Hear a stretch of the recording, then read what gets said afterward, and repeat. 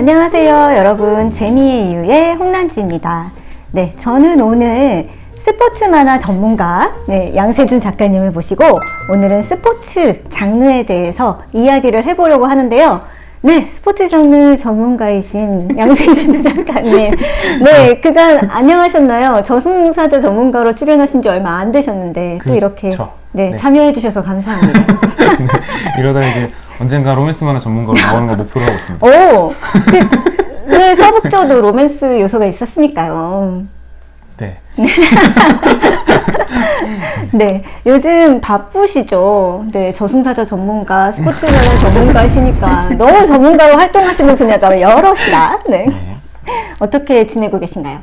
요즘 이제 개강해서 학교에서 오늘도 첫 수업을 한 과목이 있었고요. 네. 그래서 개강 시즌이라서 또 바쁘게 지내고 있는 것도 있고 그리고 저희 애가 이제 6살인데 원래 공룡기를 좀 오래 알아오다가 요즘 포켓몬스터로 관심사가 옮겨가서 같이 이제 포켓몬고 게임을 좀 즐겁게 하고 있습니다. 아, 포켓몬고 정말 옛날 게임인데 맞아요. 진짜 그거는 실패하지 않을 아이템이라는 생각이 드네요. 모든 아이들이 포켓몬에 빠지는 시기가 있더라고요. 아, 그렇군요. 네, 저희 아이도 7살 무렵에 포켓몬에 빠져서 영화도 굉장히 많이 보고 포켓몬고도 조금씩 해보면서 놀러가서 그게 제일 좋았던 것 같아요. 애하고 놀아줄 때 포켓몬고에서 그 애들 잡으러 다니면서 놀아준 기억이 나네요. 새로운 곳에 가면 또 새로운 몬스터 나오니까 이제 그것도 좀 왠지 조만간에 몬스터 전문가가 나올 것 같은 느낌이 아이디어가 생겼다.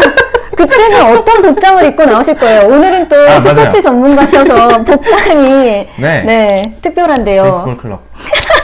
그리고 모자도 사실 시카고 불스 모자예요. 오, 진짜네요. 아, 저는 사실은 잘 안 보이시지만, 네, 승마를 하는 사람처럼 입고 나왔다고 양세준 작가님이 말씀해 주셨어요. 신발까지 보시면 진짜로 제가 아까 말실수로 경마할 것 같다고 말씀드렸는데 이거 아다르고 어다르구나. 경마랑 승마는 다르죠. 경마든 승마든 뭐든 좀 잘해봤으면 좋겠네요. 네. 사실 둘 다 운동이랑 거리가 좀 먼 사람들이라서 맞습니다. 근데 그게 있어요. 그러니까 저를 이제 스포츠 만화 전문가로 불러주신 이유가 사실은 제가 데뷔작도 농구 만화였었고 맞아요. 그리고 일본에서도 첫 작품으로 농구 만화를 연재를 했었고 그쵸. 그리고 생각해보니까 야구 잡지에서도 야구 카툰을 연재했었던 적이 있거든요. 야구 카툰까지요? 네, 그래서 사실은 지금까지 데뷔하고 나서 제일 많이 다뤘던 장르가 스포츠이기도 해요. 그래서 바로 직전에 저승사자 전문가라고 해놓고 갑자기 전문 분야를 갈아탔다라고 생각하실까봐 말씀드리자면 사실은 그쪽이 더 민망한 거고 저승사자라는 거 한 작품 했으니까 스포츠 만화가 사실은 더 전문성이 있는 게 맞긴 합니다. 근데 되게 중요한 말씀 해주셨는데 저희 둘 다 운동이라는 건 거리가 멀잖아요. 네. 근데 스포츠라는 게 되게 아니다, 마라톤 하시잖아요. 아, 근데 그건 한다고 할 수가 없는 거고요. 그냥 그렇습니다. 네, 그런데 스포츠는 내가 직접 스포츠를 하지 않더라도 충분히 보면서 즐길 수 있다는 점이 굉장히 매력적인 것 같아요. 맞습니다. 네, 그래서 작가님도 스포츠를 직접 하시지는 않으시지만 굉장히 즐기시는 데는 일가견이 있으신 거잖아요. 그렇죠. 그러니까 학교에서도 교수님들 중에 농구 되게 좋아하시는 교수님이 계시잖아요. 이제 그 교수님께서 항상 농구공을 들고 제 방문을 두드리시면서 이제 농구 동아리에 들어와라. 작가님 농구 만화도 연재하셨었잖아요 라는 얘기 되게 많이 하시거든요. 그때마다 얘기를 해요. 그러면 액션 만화 그리는 사람들은 전부 다 UFC 선수여야 되냐 그렇네요. 라는 이야기를 하거든요. 그러니까 약간 스포츠 만화를 그리는 사람은 운동을 잘할 것이다 라는 편견이 있는 경우도 있어요. 근데 사람들은 보통 자신의 결핍을 채우려고 콘텐츠를 즐기기도 하죠. 맞습니다. 맞습니다. 네, 그렇습니다. 그렇기 때문에 뭔가 잘 즐겨보는 사람만이 가지는 그리고 또 스포츠 만화를 보는 그런 해안이 분명히 있을 거다. 특별히 그리고 또 그림 직접 그려보셨고 만화로 만들어 보셨으니까 어떤 점이 스포츠 장르의 매력인가 이런 것에 대해서는 누구보다도 잘 설명해 주실 수 있을 것 같고 실제로 만화와 그러니까 웹툰 같은 경우는 조금 스포츠 장르가 좀 인기 장르라고 말하기에는 조금 부족한 부분이 있지만 우리가 많이 보아왔던 그 일본 만화에서는 스포츠 장르를 빼놓고서는 소년 만화를 얘기하기가 좀 어렵지 않나라는 생각이 들어요. 항상 시대를 대표하는 인기작들이 있었고 그랬던 이유들 그리고 또 아까 말씀하신 것처럼 근대 스포츠 만화가 많이 만들어지지 않고 있어요. 특히 국내에서는. 맞아요. 거기에 대한 이유들도 한번 살펴보고 그럼에도 불구하고 우리가 스포츠 만화를 좋아하는 이유는 뭔지 이제 정말 제목 그대로 재미의 이유에 대해서 한번 생각해 보면 좋을 것 같아요. 네. 이렇게 얘기를 하셨지만 사실은 근래 들어서 제가 굉장히 감동을 받았던 웹툰 중에 하나가 더복서라는 작품이거든요. 네. 네, 저희가 이렇게 웹툰에서는 스포츠가 인기 장르는 아니에요 라고 얘기를 했지만 여러분 더복서가 있잖아요 라고 예외를 또 말씀해 주실 수가 있을 것 같아요. 격기산반도 있고요. 맞아요. 격기산반도 있고 말바광? 말바광, 네. 이게 말바광도 마찬가지일 수 있는데 지금 네. 말씀드렸던 작품들이 이따가도 얘기 드리겠지만 스포츠랑 격투의 중간 단계에 있는 작품들이 있어요. 왜냐면 격기라고 우리가 많이 부르는 격투기 장르 같은 경우에는 네. 액션이면서도 스포츠라는 틀 안에 있잖아요. 그쵸. 그런 작품들이 또 상당히 인기를 끌고 있는 것도 사실이죠. 이렇게 뭔가 몸을 부딪혀서 싸운다, 액션이 그렇죠. 가미된다, 대결한다 라는 또 스포츠가 또 유난히 인기인 것은 또 요즘에 웹툰 인기 장르와 맥을 또 같이 하는 부분도 있네요. 그렇죠. 의도하지 않았지만 뭔가를 얻어낸 질문이었습니다. 네. 네. 그러면 스포츠 만화 전문가이신 양세준 작가님께서 생각하시는 스포츠 장르를 사용하는 만화의 매력이랄까요? 이런 것들을 꼽자면 뭐가 있을까요?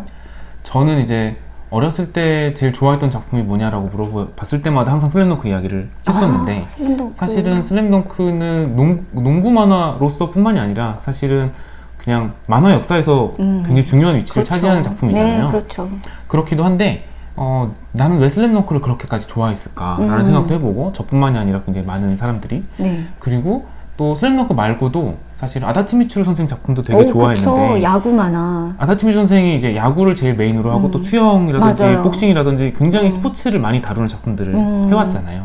그래서 스포츠 만화들이 제가 좋아했던 작품들이 굉장히 많더라고요. 그리고 그릴 때에도 스포츠 만화가 저한테 잘 맞았었고 그래서 그런 이유가 뭔가를 생각을 해봤는데 저는 개인적으로 제일 큰 게 그건 것 같아요.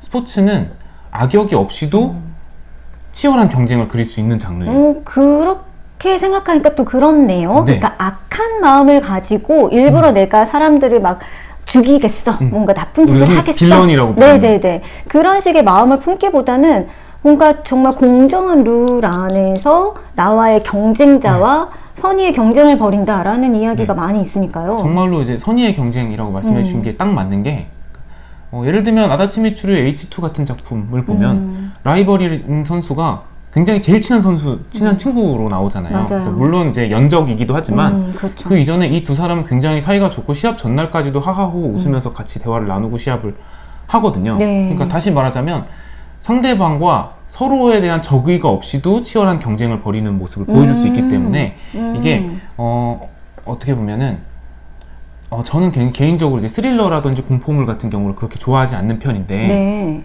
스릴러를 그린 적 있긴 합니다만 좋아하지 않아도 그릴 수는 있다는 거. 그렇죠. 네. 근데 어쨌든 어떻게 보면은 너무 무섭거나 너무 나쁜 사람이 등장하지 않는 만화를 좋아하는 분들도 계시거든요. 맞아요. 그걸 보기 힘들어 하시는 분들도 분명히 맞아요. 계시거든요. 그러니까 그런 스트레스 없이도 경쟁의 재미는 또 즐길 수 있으니까 그런 게 굉장히 큰 매력이라는 생각이 들어요.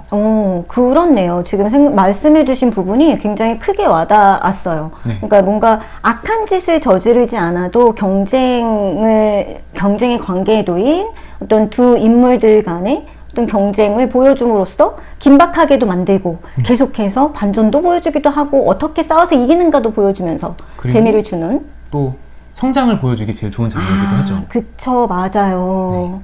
이 성장이라는 것이 혼자서 노력해서 쌓아가는 성장의 과정도 있지만 사실은 선의의 경쟁의 과정을 거치면서 이 성장의 폭이 훨씬 더 이렇게 커지는 그런 성장도 굉장히 매력적인 부분이잖아요. 네.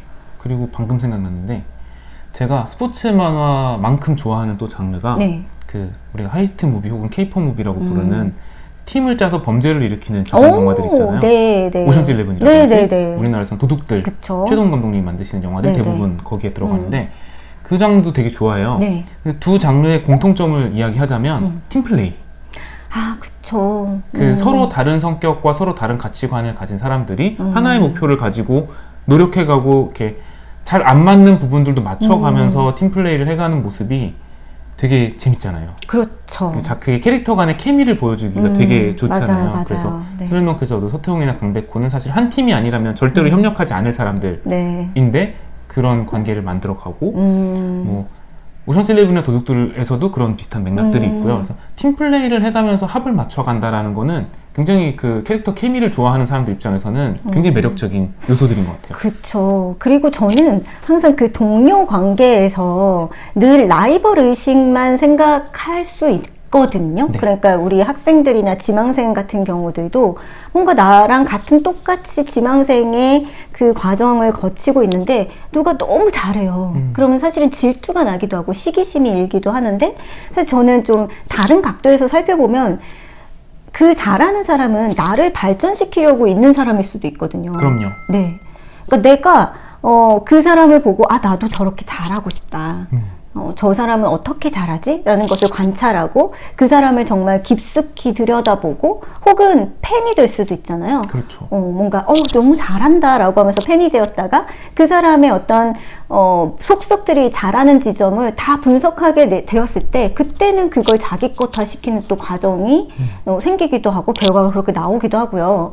제가 요즘 25, 21라는 드라마를 보는데 그 작품에서 펜싱 선수로 김태리 배우님이 나오세요. 그리고 그 상대방을 너무나 애정하더라고요.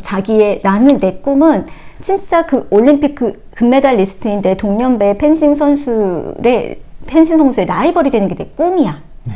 이렇게 얘기를 하면서 그 친구를 분석하고 사랑하고 애정을 품으면서 자기도 함께 성장을 해 나가는 거예요. 그래서 좀 그 부분이 되게 매력 있다고 생각이 들었어요. 네. 저도 이제 작가로 생활을 하면서 초기에 특히 이제 초기에는 자기 또래의 작가들과 자기를 많이 비교를 해요. 예를 그렇죠. 들면 나보다 한참 선배 작가한테 내가 못 미치는 거는 아무렇지도 않아요. 맞아요.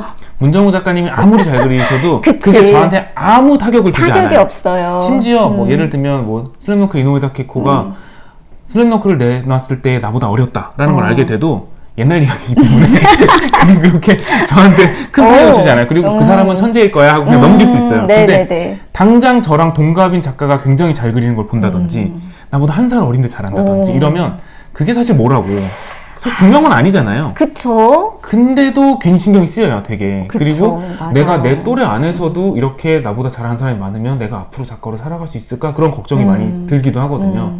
그래서 지금 아마 학생들도 비슷한 걸 되게 많이 느낄 거예요. 나랑 같은 나이 혹은 비슷한 나이 또래의 학생들이 이렇게 다들 잘하는데 나는 괜찮나 이런 생각 많이 할 텐데 사실은 그 과정에서 살아남기 위해서 굉장히 많은 고민을 하게 되는데 그럼요. 그걸 통해서 되게 많이 성장해요. 어떤 의미로는 자기 무기를 찾는 데에 집중하면 저는 되게 좋다고 생각하거든요. 만화라는 게 자주 하는 얘기지만 너무 많은 재능의 총합으로 이루어져 있잖아요. 그렇죠. 그러다 보니까 우리가 흔히 뭐 그냥 그림 이렇게 둘로만 나누기도 쉽지만 그 안에 또 연출이라는 게 있고 그림 안에서도 또 잘게 쪼개면 누구는 색감이 좋고 누구는 캐릭터 디자인을 잘하고 다양한데 맞아요. 쟤는 저걸 잘하니까 나는 요걸 잘해봐야지 하는 식으로 자기 무기를 갖고 나가는 방향으로 성장의 방향을 잡으면 저는 그것도 되게 긍정적이라고 보거든요. 그런 것도 어떻게 보면 지금 교수님 말씀하신 것처럼 이렇게 한 팀 안에 다양한 캐릭터들이 존재하기 때문에 자기 자신을 좀 더 상세하게 돌아볼 수 있는 요소인 것 같아요. 객관화시키면서 성장해 갈 수 있게 만드는 그 키워드 때문에 스포츠 장르를 만화에서 끊임없이 활용을 했던 것 같다라고 말씀해 주셨고요. 그럼 또 다른 이유는 또 있을까요? 뭐가 있을까요? 저는 개인적으로 좋아하는 것 중에 이런 게 있어요. 각 포지션별로 다른 재능을 요구하는 것들 있잖아요. 네. 예를 들면 슬램덩크에서도 그쵸, 가드가 있고. 그쵸. 농구는 다 키가 커야 된다고 생각하기 쉽지만 키가 맞아요. 작은데도 스피드가 좋은 선수가 할 수 있는 포지션이 있고 농구보다도 야구로 넘어가면 이제 더 그게 극단적이 그쵸. 되거든요. 이대호 선수 같은 거구에 힘이 센 선수도 있고 달리기가 빠른 선수도 있고 공을 잘 던지는 사람도 있고 이렇게 그쵸.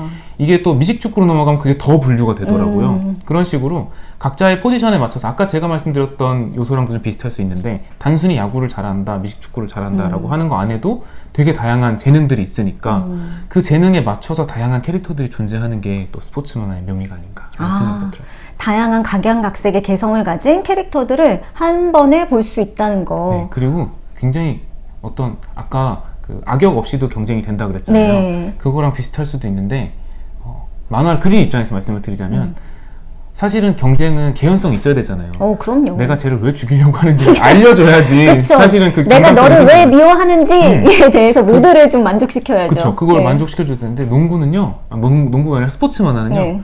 대진표가 나오면 스토리가 나온 거예요. 끝이네요. 대진표가 나오면은 그때부터 캐릭터 파티가 돼요. 그렇네요. 그러니까 경쟁을 해야 되는 이유는 다 똑같아요. 그냥 일단 우승을 해야 돼요. 근데 물론 그 우승을 하고자 하는 이유는 다 다를 수 있죠. 그쵸. 뭐 예를 들면은 미나미가 갑자원에 데려가 달라고 했어. 있는 사람도 있고. 이건 이제 아다친구의 터치 이야기입니다.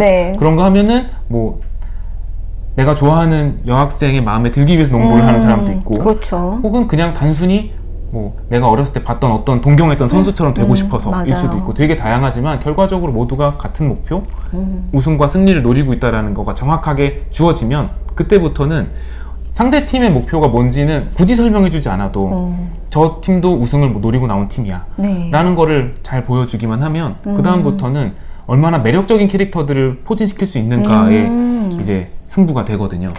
이게 되게 재밌는 점이기도 하고 스포츠 만화를 만화에서 굉장히 많이 쓰고 그리고 우리가 스포츠 장르를 좋아했던 이유이기도 한 것 같아요. 말씀하신 매력적인 캐릭터가 너무너무 많이 나오잖아요.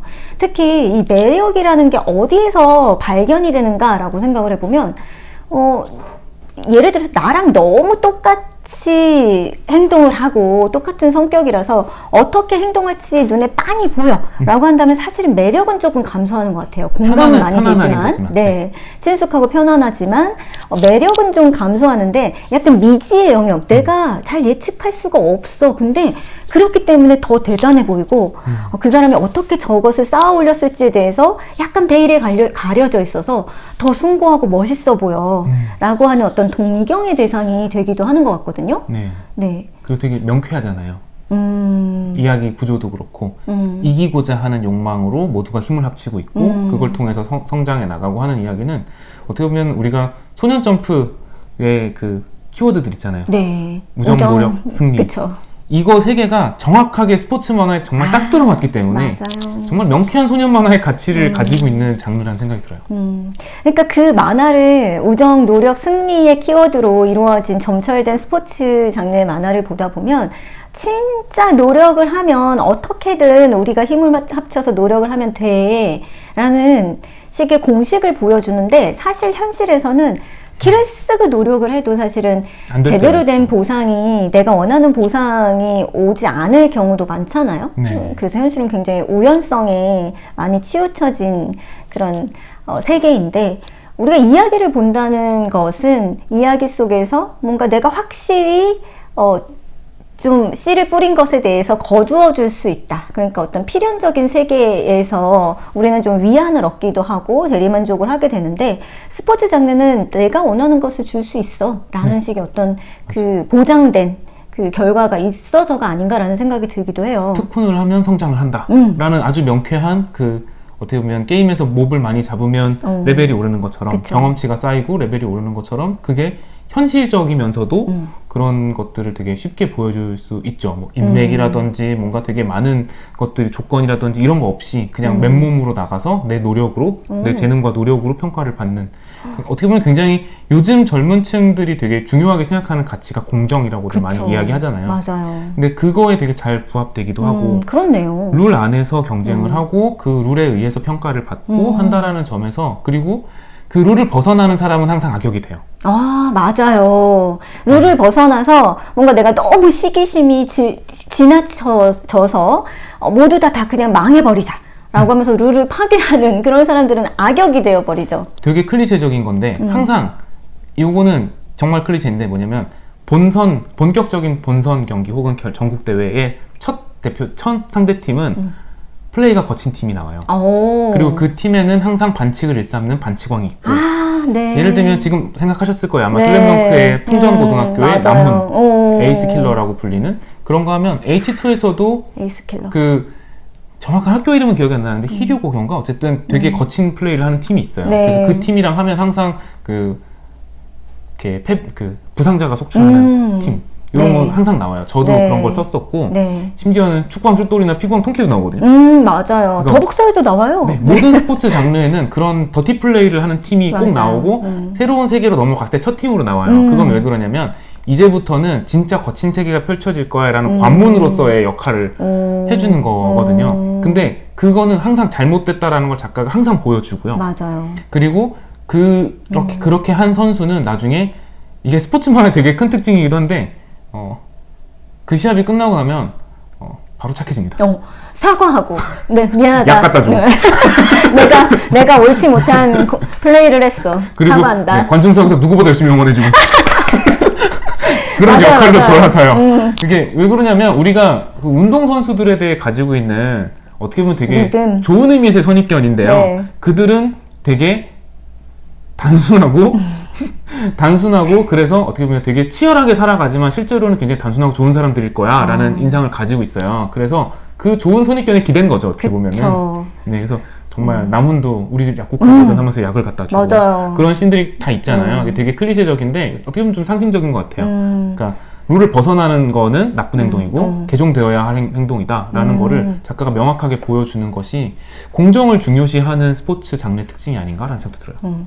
저는 그런 것들이 굉장히 스포츠 장르에만 국한된다고는 생각을 하지는 않지만 굉장히 클리셰적으로 굉장히 많이 활용을 하고는 있구나라는 생각이 들어요. 그게 말씀하신 대로 스포츠맨십이라고 하는 우리가 굉장히 믿음을 가지고 있지만 사실 현실에서는 쇼트트랙 그 경기만 보더라도 이게 얼마나 돈에 의해서 좌지우지 될 수도 있구나라는 것들을 우리가 좀 현실에서 많이 사실 보잖아요. 그런데도 속마음에서는 그래도 스포츠맨십을 믿고 있는 심판도 있을 거야. 그래서 결국에는 룰을 잘 지키는 사람들이 이길 거야. 저렇게 해서 따면 뭐해? 라는 식으로 우리가 생각하고 정신승리하고 믿고 넘어가는 것들이 있는데 그런데 저는 이야기에서는 이 믿음을 좀 더 강화시켜주는 쪽으로 흘러가야 되지 않을까 모든 이야기가 라는 생각이 들기도 해요.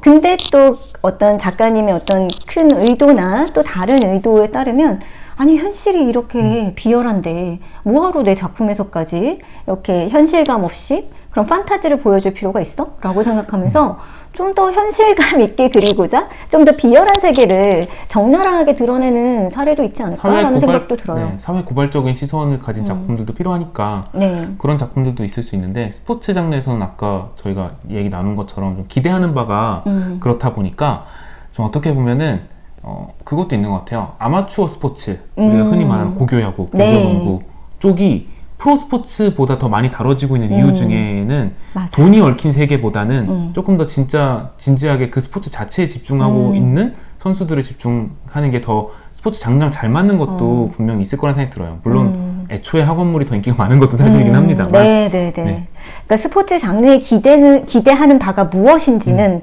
왜 고교 스포츠 만화가 더 인기인지 그것을 생각만 해보더라도 알 수 있을 것이다. 그렇죠. 야구만 얘기하자면 고교야구보다 프로야구 훨씬 인기 많잖아요. 그렇죠. 그런데도 프로야구를 다룬 만화보다는 고교야구를 다룬 만화가 훨씬 더 많고 훨씬 더 인기가 많은 거는 물론 이제 고교생들의 우리가 더 이입을 하기 쉬운 것도 있긴 하겠지만 왜냐면 프로야구 선수가 되어본 적은 없지만 고교생이었던 적은 있으니까. 네, 그렇네요. 그럴 수는 있지만 그거 말고도 저는 방금 얘기했던 것도 꽤 작용을 한다고 생각을 해요. 고교야구는 기본적으로 정말 야구에 집중하고 있는 그 아마추어리즘이 살아있으니까. 네네. 그렇네요. 그러면 지금 제 얘기해주신 그 스포츠 만화의 매력 정말 여러분들이 한번 메모하면서 막 적으셨을 것도 같아요. 진짜 꿀팁들이 많이 실용적으로 사용할 수 있는 그런 꿀팁들도 많고 이게 비단 스포츠 장르를 만들려고 하는 작가님들 뿐만이 아니라 다른 장르를 만드시려는 분들에게도 굉장히 많은 그 통찰을 주실 수 있는 그런 언급이 아니었을까라는 생각이 드는데요. 그럼 스포츠 만화의 매력, 또 다른 매력은 또 무엇이 있을까요? 요거는 이제 제가 생각할 때 이제 흔히 저희가 일본 스포츠 만화들의 특징이라고도 볼 수 있을 것 같은데요. 네. 저희가 수업 때도 많이 이야기하는 것 중에 캐릭터의 매력을 보여줄 수 있는 방법 중에는 동경형 캐릭터를 만드는 게 있고 공감형 캐릭터를 만드는 게 있다는 얘기 많이 하잖아요. 그렇죠. 공감형 캐릭터는 조금 독자가 마음의 문을 열고 내 친구처럼 받아들일 수 있는 느낌이라면 동경은 조금 더 저 사람 진짜 멋있다 나도 저렇게 되고 싶어 같은 약간 그 대리만족형 캐릭터에 가깝다고 보면 저는 독자 타겟층이 낮을수록 동경형이 조금 더 맞아요. 힘을 많이 받는다라는 생각이 들어요. 그리고 그렇게 되면 그 바닥 자체가 멋있어 보이거든요. 그쵸. 근데 일본 스포츠 만화들은 전통적으로 동경형을 훨씬 더 많이 잘 사용해요. 오, 이유가 있을까요? 예, 저는 그게 이제 소년 만화에 집중되어 있어서라고 많이 보거든요. 네. 방금 얘기 드린 것처럼 타겟층이 한 10대 남성을 주로 하는 것이 소년 만화잖아요. 그런 걸 생각해보면 대표적인 작품이 슬램덩크일 수 네. 있는데요. 슬램덩크 같은 경우에는 농구 만화잖아요. 그쵸. 근데 농구 만화인데도 불구하고 사실은 전국 대회가 굉장히 엄청난 무대인 것처럼 그려지거든요. 맞아요. 근데 물론 뭐 농구 하시는 분들 입장에서는 일본에서도 전국 대회 나가는 거 어렵겠지만 야구의 갑자원과 비교할 문제는 아니에요. 그러니까 일본 네네. 야구의 갑자원, 코시엔이라고 부르는 그쵸. 그 전국 고교 대회는 4,000개 고교가 참가하는 그쵸. 엄청난 대회거든요. 네. 그러니까 TV 중계도 되고 그러니까 실제로 갑자원에 나가면 갑자원 1회전만 진출을 해도 스타가 될 수 있어요. 일본에서는. 네네. 그러니까 일본에서 고교 야구는 인기가 엄청나게 많기 그쵸. 때문에. 근데 다른 종목들은 그렇지 않아요. 그렇죠. 특히 농구 같은 경우 일본은 농구가 비인기 종목입니다. 네, 차라리 배구가 인기가 있죠. 네. 네. 일본에서 농구는 사실 제가 일본에서 농구만을 연재했었기 때문에 조사해서 아는 건데 그러니까 중계권이 스모랑 겹치면 스모한테 밀려요. 너무 당연할 것 같은데요? 네, 그래서 생중계를 잘 안 해줘요. 어, 프로농구도. 프로농구 프로농구도 생긴 지도 우리보다 늦었는데 그러니까 슬램덩크 연재될 때만 해도 프로농구 없었습니다. 맞아요. 일본에. 네. 그 뒤에 프로농구가 생겼는데 프로농구도 TV 중계가 거의 안 되고요. 심지어는 국제대회도 라이브 중계를 잘 안 해줘요. 그만큼 농구에 사람들이 관심이 별로 없어요. 일본에서는. 와, 그러면 슬램덩크가 연재됐던 거는 진짜 이례적인 거네요. 이례적이죠. 네. NBA의 인기가 엄청나게 많았던 시기였기 때문에 가능한 것도 있고요. 그렇네요. 여러 가지 요소들이 좀 겹칩니다. 근데 어쨌거나 슬램덩크가 인기가 많은 나라이기 때문에 혹은 또 크로코의 농구라든지 인기작들이 많았잖아요. 네네. 소라의 날개라든지 그러다 보니까 일본의 농구계 인기 있지 않을까라고 생각할 수 있는데 일본에서 농구 만화는 그냥 만화 장르로서만 존재하는 거예요. 실제로 농구가 인기가 많지는 않아요. 그래서 전국대회에 나가는 것이 갑자원에 나가는 거랑 비견될 일이 아니거든요. 그런데 만화에서는 슬램덩크 보신 분들은 다 아시겠지만 전국대회는 갑자원처럼 그려져 있어요. 맞아. 거기에 나가면 무한명예가 약속돼 있는 것처럼 그런 분위기를 풍겨요. 그렇게 말하진 않지만. 그리고 굉장히 치열한 세계이고 관객석이 항상 꽉꽉 차 있고 실제로 안 그렇거든요. 그리고 근데 그거를 보여주기 위해서 서태웅이라는 존재가 굉장히 한 역할이 크다고 봐요. 그러니까 서태웅은 잘생기고 인기가 많은 남자 캐릭터이기 때문에 친위대가 존재하고 그래서 관중석을 꽉 채우는 데 도움이 되는 존재로 나오잖아요. 네네. 비슷한 작품 중에 소년점프에서 역시 연재했었던 브라테스케, 지금 원펀맨으로 유명한 네. 작가의 전작이었던 아이실드 21은 미식축구 만화잖아요. 그니까요. 미식축구가 인기 종목일 리는 없죠. 맞아요. 동아시아에서 그런 날, 사실 미국을 제외하고 그런 날 없잖아요. 그런 나라 없죠. 네, 근데 거기서도 크리스마스 볼이라는 전국 대회가 나오는데 맞아요. 마찬가지로 갑자원처럼 그려져 있어요. 그러니까 이게 야구 만화를 그려오던 고교 야구 만화를 그리는 문법에다가 그대로 적용을 시켜버리는 거예요. 농구든 미식축구든. 네네네. 그러다 보니까 굉장히 동경의 요소들로 가득해요. 그래서 마치 그 만화 안에서만, 그 세계관 안에서만 보자면 미식축구로 크리스마스 볼에 나가는 선수는 고교 야구 선수처럼 인기가 굉장히 많을 것 같고 TV에 중계가 될 것 같고 팬층이 쫙 깔릴 것 같고 그런 식의 생각이 들거든요. 네. 실제로는 아니지만. 네. 근데 또 이 만화에서도 그걸 개연성을 만들기 위해서 모델로 활동하고 있는 선수가 등장을 해요. 그래서 그 선수를 보기 위해서 상당히 많은 사람들이 오고 그쵸. TV 중계를 하기 위해서 카메라가 오고 하는 식으로 이 인기의 원인을 만들어 놓긴 하거든요. 그쵸. 그러니까 그런 식으로 어쨌든 그런 식으로라도 이 장르, 이 종목이 사람들한테 멋있어 보이도록 노력을 해줘요. 그러면 슬램덩크를 본 사람들은 90년대에 일본에서 농구가 인기가 없었더라고 또 하더라도 농구라는 종목이 얼마나 멋있는지를 10분 느낄 수 있잖아요. 그럼요. 근데 네. 지금 말씀하신 그 매력적인 캐릭터가 그 종목을 한다는 것 자체가 그 세계관 안에서는 미식축구와 농구가 얼마나 인기가 많은 종목인가를 가늠할 수 있는 척도인 것 같아요. 그렇죠. 네. 그냥 나는 할 줄 아는 게 이거밖에 없어서가 아니라 이것도 잘하고 저것도 잘하고 나는 공부도 잘하는 이런 캐릭터가 심지어는 외형도 너무나 멋진 캐릭터가 나는 농구를 해. 나는 미식축구를 해. 하는 것 자체만으로도 동경화된 어떤 스포츠의 종목이 되는 거죠. 저는 그 슬램덩크를 보면서 성태섭 캐릭터는 약간 그 스파이더맨 같았어요. 약간 찌질하기도 하면서도 근데 그것만에 머무르지가 않고 사실은 왜냐하면 키가 좀 작은 캐릭터니까 많은 사람들이 송태섭의 자신을 투영을 할 수 있었을 거라 생각을 하거든요. 너무 그러니까 농구의 재능이 엄청 뛰어나다기보다는 그렇지 못한 신체 조건을 가졌는데도 불구하고 어떤 부분에서는 너무 멋있어요. 네. 전 실제로 송태섭을 되게 좋아했거든요. 송태섭은 작중에서도 네. 상대팀의 스타 플레이어들에게 열등감을 느끼는 모습도 많이 보여줬잖아요. 맞아요. 네. 그래서 독자들이 자기 자신을 투영할 수 있었음에도 불구하고 그것만 해서 머무는 게 아니라 저렇게 멋있을 수 있구나. 네. 저 부분에서는 제가 진짜 대단하게 잘하는구나 라는 모습. 그러니까 그게 바로 동경의 요소를 함께 섞었기 때문에 그 캐릭터를 조금 대단하게 보고, 그리고 나도 잘하고 싶다. 혹은 저 종목이 되게 대단해 라는 식의 생각을 하게 만든 게 아닌가. 가드라는 포지션이 진짜 멋지구나. 맞아요. 저렇게 키가 작지만 저 선수 하나가 그 산왕이라는 엄청난 팀을 혼자서 휘저을 수 있을 만큼의 멋진 포지션이구나 라는 생각이 들게 만들어주잖아요. 네. 좀 대비적인 작품이라고 한다면 우리나라에서 만들어진 영화 중에 우생순이라는 우리 생애 최고의 순간이었나요? 그 이제 핸드볼 영화가 있잖아요. 그 작품도 저는 작품 자체를 되게 좋아하는데 되게 대비된다고 생각하는 게 공감형 코드가 훨씬 더 많아요. 그래서 이거는 저는 이유가 그거라고 생각해요. 만화랑 소년 만화랑 영화의 주요 타겟층이 다르잖아요. 영화는 주로 이제 20대 이상이 많이 극장에서 보는 장르이기도 하고, 그리고 핸드볼이라고 하는 장르의 특성상 국내에서는 약간 비인기 종목을 상징하는 장르이기도 하다고 봐요. 그러니까 실력에 비해서 인기가 없는. 우리나라 핸드볼은 정말 전 세계 최강이잖아요. 그렇죠. 네. 그럼에도 불구하고 이제 리그는 그렇게까지 인기가 많지는 않으니까 그래서 정말 전 세계 최고를 노릴 수 있는 팀이지만 실제로는 그 선수들이 그에 맞는 대우를 받지 못하고 있거든요. 그래서 거기에 되게 많이 집중을 해서 비인기 종목 선수들의 서름에 더 카메라를 많이 보여줘요. 맞아요. 네. 근데 그게 그 작품 자체로서는 굉장히 좋지만 그 작품 자체는 너무 잘 만든 작품이지만 그 작품을 보고 핸드볼을 하고 있다는 생각은 잘 안 들어요. 그쵸. 핸드볼을 하면 저렇게 힘들구나. 저렇게 잘해도? 라는 생각이 드는 거죠. 그쵸. 근데 지금 아까 말씀드렸던 것처럼 슬램덩크 같은 거 보고 나면 나도 농구 잘하고 농구 해볼까? 네. 농구 잘하는 사람 정말 멋있구나 라는 생각이 들거든요. 그래서 맞아요. 그런 식으로 약간 카메라를 들이대는 연출적인 그 방향성이 되게 다르다는 느낌이 들어요.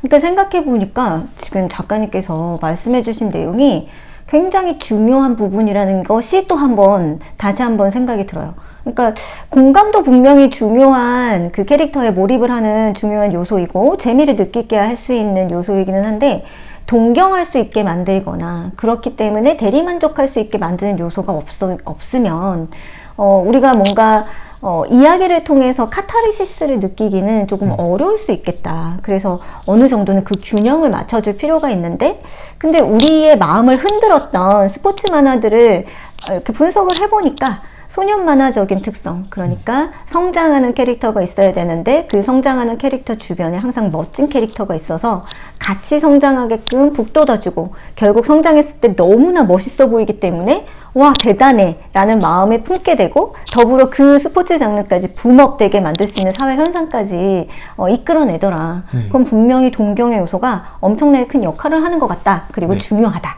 라고 얘기를 해주셨어요. 저는 쇼미더머니가 성공한 사례 이유도 거기에 있다고 봅니다. 그러니까 네. 사실 쇼미더머니가 처음 시작한 게 10년 전이거든요. 네. 10년 전에는 힙합이 지금만큼 인기가 많지는 않았어요. 그렇죠. 그런데 쇼미더머니를 통해서 제작진이 보여준 방식은 힙합하는 사람들이 얼마나 힘들게 이렇게 음악을 하고 있는지를 보여준 게 아니라 이 사람들이 얼마나 화려하고 멋진 삶을 살고 있고 랩을 잘한다는 게 얼마나 멋진 일인지를 보여주는 데 집중했거든요. 그걸 또 경쟁을 통해서. 어떻게 보면 되게 스포츠 만화의 문법을 그대로 가져오지 않았나라는 생각이 들었어요. 그렇네요. 그러니까 왜 힙합 하시는 분들 랩에서 나 얼마나 돈이 많고 나 차 몇 대 있고 이런 것들을 되게 자랑하듯이 하는 랩도 있잖아요. 네네네. 그런 걸 보면 랩을 진짜 잘하면 저렇게 되는 건가? 그렇죠. 나도 부와 명성을 얻게 되는 건가? 도끼씨처럼. 네, 그렇게 생각이 들 수도 있는데 예를 들어서 약간 그 그룹 사운드를 하게 되면 락 음악을 하게 되면 약간 가난해야 될 것 같고 그런 이미지를 미디어가 많이 그려줬죠. 그렇죠. 근데 특히 핸드볼 그 우생순처럼 뭔가 이게 어려운 게 당연시 여기게끔 만드는 그런 식의 인식은 사실은 옛날 우리가 스포츠 하면 굶어. 만화 그리면은 배고라. 아유, 돈 못 번다. 돈 잘 버는 직업 선택해야지. 라고 생각했던 그 정말 몇십 년 전의 그 인식에서 어떻게 보면 한 발자국도 전진하지 못한 시각이 아닐까라는 생각이 들어요. 사실은 저는 그 생각도 들어요. 그러니까 우리나라 음악 밴드 잘하시는 분 되게 많거든요. 그렇죠. 그래서 그 밴드 프로그램도 쇼미더머니처럼 만들어야 된다고 생각해요. 그러니까요. 그러니까 밴드맨이 얼마나 섹시하고 멋있는지를 보여줘야 돼요. 맞아요. 근데 그러지 않고 우리나라에서 밴드를 다루는 프로그램들이 상당히 많이 하는 실수가 낮에는 아르바이트로 저녁에는 그 밴드 지하 음악이, 구석진 연습실 실제로 그렇더라고 하더라도 멋지게 보여줬어야 되는데 그러지 못하는 게 조금 아쉬워요. 왜냐면 동정심은 오래 안 가요, 사실. 근데 저는 그 반대로 그걸 원할까, 대중이? 네, 내가 되게 노래를 잘 부르는 밴드의 보컬리스트예요. 네. 근데 우리는 항상 인디밴드나 이런 락밴드는 가난할 거라고 예상을 하기 때문에 내가 너무 좋은 집에서 부모님에게 좋은 교육을 받고 너무 잘 자라났어요. 그래서 그냥 나는 락 음악이 좋아서 밴드를 하는 것 뿐이에요. 네. 근데 그걸 비춰줘요. 그거를 원할까요? 아, 근데 그게 저거죠. 그러니까 얘가 금수저라서 돈이 많다라는 게 아니라 락스타이기 때문에 이렇게 잘 살고 있다라는 걸 보여주는 요소는 필요하다고 생각해요. 아, 네. 그 힙합도 비슷하잖아요. 그 물론 초반에 도끼 씨가 스웩을 막 처음 뽐내던 그 스웩이란 단어가 처음 이제 사람들한테 오르내리기 시작했던 시절에는 도끼 씨가 욕을 많이 먹었거든요. 돈 자랑한다고. 근데 결과적으로 봤을 때는 저는 씬이 붐업되는 데는 굉장히 큰 도움이 됐다고 생각을 하거든요. 아, 랩 스타는 힙합 스타는 저렇게 그 슈퍼카를 탈 수 있는 위치까지 가는구나 라는 걸 보여주는 사례가 되게 필요하다고 생각을 해서 음악 밴드 하시는 분들도 저는 그런 분이 나와야 되지 않나 라는 생각이 들어요. 물론 처음엔 욕을 먹을 겁니다.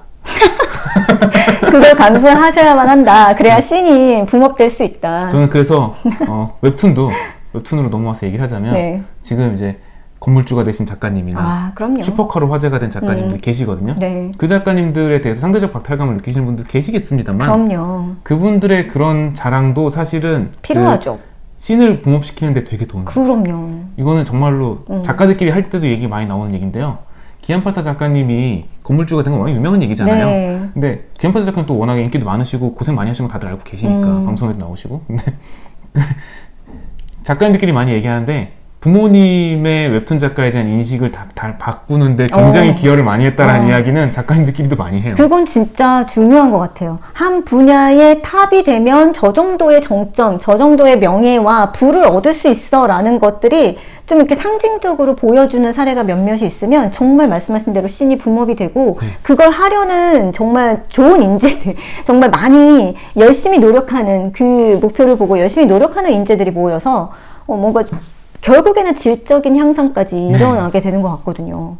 오늘 우리 스포츠 장르만 얘기하려고 했는데 굉장히 바람직한 얘기까지 이 씬을 어떻게 급부상시킬 수가 있는가까지도 얘기가 됐네요. 스타 작가님들 돈 자랑 좀 하시라. 왜 결과가 뭐지? SNS에 슈퍼카도 좀 올려주시고요. 네. 뭔가 결론이 좀 이상한 방향으로 흐르기는 했으나, 네. 스포츠 장르에서 매력적인 캐릭터들은 항상 우리에게 동경을 하게 만드는, 그러니까 얼마나 대단한가를 보여주어야 그 성장이 더 숭고해 보이고, 그 성장이 정말, 성장을 이끌었던 그 노력도 굉장히 잘 보여주는 게 중요하지 않을까라는 생각이 들어요. 아까 말씀하신 부분에서 저는 또 하나 아이디어가 떠올랐는데, 제가 아까 그랬잖아요. 밴드가 정말 금수저였다면 사람들이 그걸 보고 싶어 하는 모습일까. 근데 그런 어떤 배경이라기보다는 노력하는 모습에 집중을 해주는 게 더 좋지 않을까라는 생각이 들어요. 그러니까 내가 지금 너무 먹고 살기 힘들어서 아르바이트를 해. 뭐 이것도 중요하지만 내가 지금 이 옥타브에 오르기까지 얼마나 많은 노력을 했는가? 맞아요. 네, 그래서 누가 나에게 도움을 더 많이 주는가? 나는 저 사람과 경쟁해서 어떤 선의의 경쟁을 부려서 내가 어떻게 성장하는가에 좀 더 치중을 한다면 심파보다는 그게 낫지 않을까? 도전자는 그렇게 그려도 되는데요. 네. 이제 좀 탑에 올라가 있는 사람을 그릴 때에는 연출적인 순서인데 얼마나 화려하게 사는지를 슈퍼카에서 내리는 장면을 먼저 보여줘야죠. 그 다음에 사실 이 사람은 여기에 오르기 위해서 손가락이 부르트도록 기타를 쳤다는 걸 보여줘야 돼요. 그러니까 그 순서가 저는 좋다고 생각하거든요. 마치 용감한 형제 그 집에 올라가는 엘리베이터를 먼저 보여주고 사실 내가 얼마나 어려웠냐면 내가 옛날에 라면 반쪽을 먹고 살았다. 그게 좋은 스토리다 그게. 네, 그렇습니다, 사실. 붐업을 시키는데. 네. 네. 자꾸 뭔가 결론이 이상한 방향으로 나가는 것 같지만, 어쨌든 저희는 스포츠 만화 전문가 양세준 작가님을 모시고 스포츠 만화의 인기 요인 두 가지에 대해서 얘기를 들었는데요. 사실 제가 생각하는 스포츠 만화의 인기 요인도 두 가지가 더 있거든요. 네. 혹은 인기가 어떤 식으로 세대마다 좀 변화했는가에 대해서도 얘기해 볼 거리가 있을 것 같아서 저희는 2부에서 또 다시 한번 스포츠 전문가, 스포츠 만화 전문가 양세준 작가님 모시고 이야기를 더 나눠보고요. 오늘은 이쯤에서 1부는 인사드려야 할 것 같아요. 네. 즐거우셨죠? 그럼요. 즐겁다고 말씀하실 것 같아서. 네. 네, 그러면 저희는 재미의 이유 2부로 돌아오겠고요. 1부를 시청해주셔서 무척 감사드립니다. 저는 재미의 이유의 홍난지였고요. 양세준이었습니다. 다음에 만나요.